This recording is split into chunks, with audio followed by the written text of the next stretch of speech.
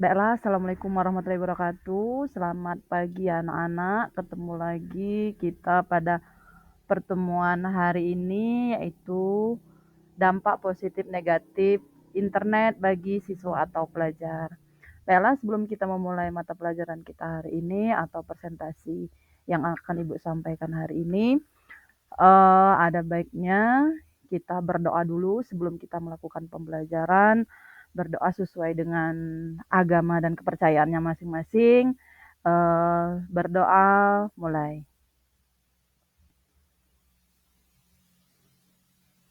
Doa selesai. Ya anak-anak, sebelum kita melanjutkan materi, di sini Ibu akan mengecek siapa yang yang tidak bisa hadir hari ini, kenapa siswa tersebut tidak hadir, ya.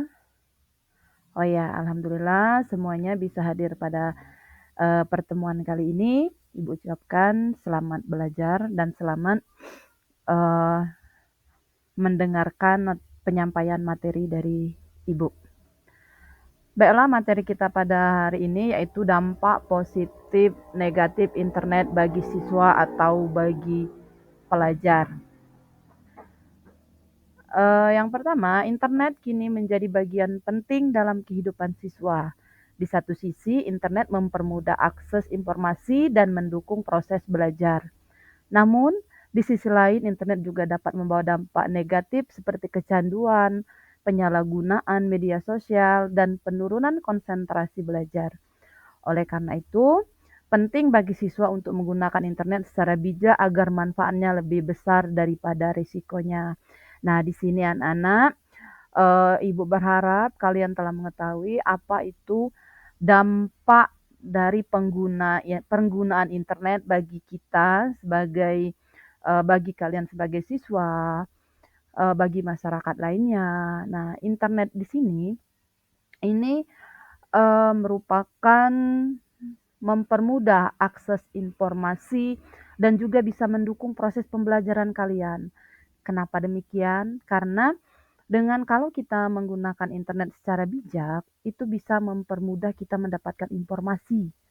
Seperti materi yang bisa kita dapatkan itu tidak melalui serta-merta melalui buku, akan tetapi bisa juga melalui media internet, yaitu bisa dari YouTube, dari Google, dan lain sebagainya. Di sini tujuan dari presentasi ini, yang pertama, Ibu akan menjelaskan dampak positif internet dalam mendukung proses pembelajaran kalian. Nah, selain dari itu, kita akan selain dari dampak positif, di sini kita akan mengetahui juga dampak negatif dari internet dalam apa? Dalam perkembangan siswa atau dalam perkembangan mental kalian. Yang ketiga, memberikan pemahaman pentingnya penggunaan internet secara bijak dan bertanggung jawab, di mana nanti akan kita bahas bagaimana penggunaan internet secara bijak. Dan yang keempat, mendorong siswa atau guru serta orang tua untuk lebih sadar akan peran internet dalam kehidupan sehari-hari. Artinya, di sini kita sebagai pengguna internet itu jangan kita lupa waktu. Dengan gunakanlah media internet itu sesimpel se se sedemikian rupa atau sesuai dengan kebutuhan kita. Jangan sampai kita menyalahgunakan internet tersebut. Nah, yap. Lanjut, apa itu sosial media? Nah, di sini kita akan berbicara tentang sosial media atau media sosial. Yaitu apa? Platform digital yang memungkinkan penggunanya untuk berkomunikasi, berbagi informasi, dan berinteraksi secara online. Melalui media sosial, orang bisa mengirim pesan, membagikan foto dan video, menulis komentar hingga membuat komunitas. Di sini media sosial yang sering digunakan yaitu seperti WhatsApp, Facebook, Twitter, Instagram, dan lain sebagainya. Di sini sesuai dengan fungsinya atau sesuai dengan pengertian dari media sosial itu kita bisa berinteraksi atau berhubungan secara online, berkomunikasi secara online. Yaitu dengan apa tadi? Dengan bertukar video, foto, dan mengirimkan pesan singkat antara pengguna satu dengan pengguna yang lainnya. Di sini kita ada ciri-ciri dari media sosial. Apa saja ciri-ciri dari media sosial? Itu yang pertama interaktif. Artinya pengguna bisa saling membalas atau memberi tanggapan. Seperti contoh kita menggunakan WhatsApp, itu kalau kita mengirimkan pesan dengan seseorang atau dengan pengguna WhatsApp lainnya, itu, eee, seorang tersebut bisa memberikan tanggapan atau membalas pesan yang kita berikan. Yang kedua, berbagi konten seperti teks, gambar, video, dan tautan. Yang ketiga, terhubung dengan banyak orang, dari teman dekat hingga orang asing di seluruh dunia. Itu dengan cara apa? Itu kita bisa membuat grup atau komunitas dari WhatsApp tersebut atau grup dari sosial media lainnya. Yang keempat itu real time. Komunikasi atau informasi bisa terjadi dan menyebar dengan sangat cepat. Contoh media sosial yang populer pada saat ini itu antara lain yang sering kita gunakan sehari-hari itu WhatsApp, Instagram, Facebook, dan TikTok. Kalau untuk WhatsApp itu sudah jelas ini bisa untuk, kita gunakan sebagai chatting pribadi dan grup, itu berbagi kirim foto, video, teks, dan voice note. Kalau Instagram, ini berbagi foto, video, dan story singkat. Nah, kalau di Instagram ini sangat cocok untuk mengekspresikan diri dan melihat aktivitas teman atau toko publik.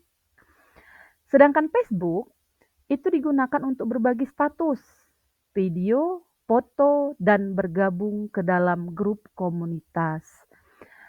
Nah, kalau TikTok ini video pendek yang populer di kalangan remaja, digunakan untuk hiburan, edukasi singkat, dan tren yang lagi viral.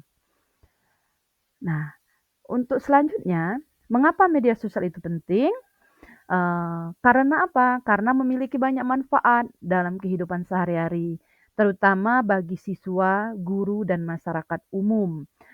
Apa saja manfaat tersebut? Itu yang pertama sebagai alat komunikasi, yang kedua sumber informasi dan pengetahuan, yang ketiga menunjuk kreativitas dan bakat, yang keempat membangun relasi dan jaringan, dan yang kelima mendukung kegiatan sosial. Selanjutnya, nah ini dampak positif internet bagi siswa. Nah, yang pertama itu akses informasi lebih mudah, di mana siswa bisa mencari materi pelajaran, artikel, dan referensi dengan cepat. Yang kedua, itu mendukung proses pembelajaran mandiri.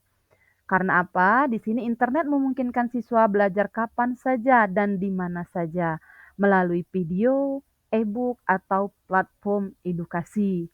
Yang ketiga, ini menambah wawasan dan pengetahuan umum. Selain pelajaran sekolah, siswa bisa mempelajari hal-hal baru sesuai minat mereka. Lanjut, yang keempat, meningkatkan kreativitas dan inovasi. Banyak platform yang mendorong siswa untuk membuat konten kreatif seperti blog, video, dan desain. Yang kelima, mempermudah komunikasi dan kolaborasi siswa, bisa berdiskusi dan bekerja sama dengan teman atau guru melalui media sosial atau aplikasi pembelajaran. Next. Nah, ini dampak negatif internet bagi siswa. Ini yang sering terjadi.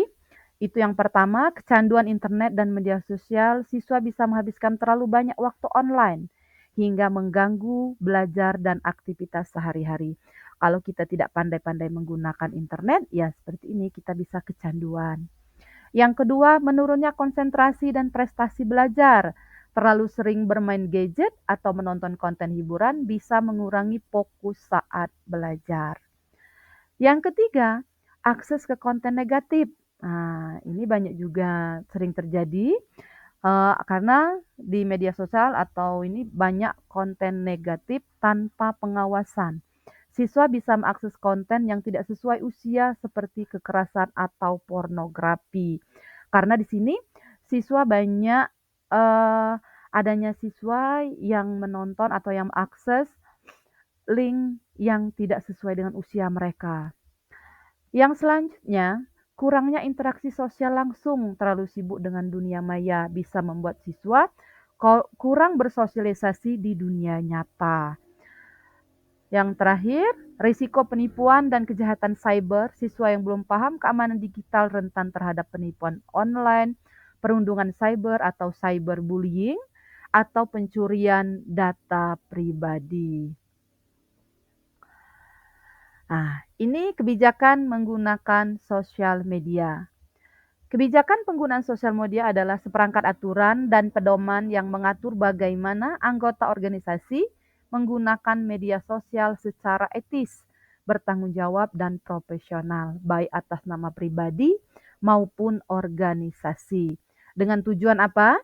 Itu yang pertama, membangun citra positif organisasi di dunia maya, melindungi informasi rahasia dan sensitif organisasi, menjaga etika dan profesionalisme dalam berkomunikasi di sosial media, mencegah penyalahgunaan media sosial yang dapat merugikan pribadi maupun organisasi. Nah, di sini ada ruang lingkup kebijakan ini berlaku bagi seluruh anggota organisasi termasuk karyawan, mahasiswa, relawan, dan mitra. Semua jenis media sosial seperti Facebook, Instagram, Twitter, LinkedIn, TikTok, YouTube, dan lainnya. Penggunaan media sosial pribadi yang berpotensi berdampak pada organisasi. Nah, anak-anak, sekian terima kasih. Itulah materi kita hari ini, presentasi dari Ibu. Eh, Kalau yang ada ingin ditanyakan, silakan kalian bertanya. Lebih kurang Ibu mohon maaf. Ibu akhiri. Wabillahi taufiq wal hidayah. Wassalamualaikum warahmatullahi wabarakatuh.